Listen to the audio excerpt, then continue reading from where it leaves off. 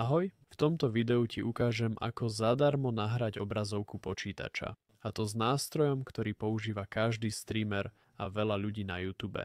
Mimochodom, práve to teraz vidíš. Nástroj, ktorý hľadáme, sa volá OBS. Stačí vygoogliť OBS, ísť na prvú stránku a stiahnuť pre Windows alebo tvoj systém.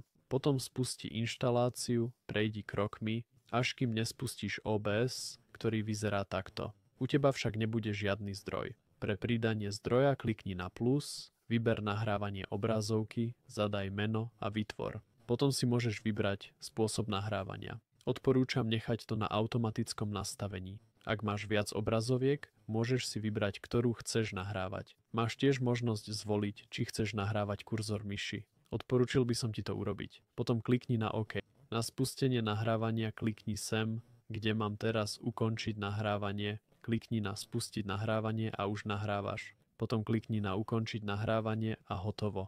Môžeš pridať aj klávesové skratky na spustenie či ukončenie. Pozri sa do nastavení. Takto ľahko nahráš svoju obrazovku. Ak ti toto video pomohlo, poteší ma like. Tak ahoj.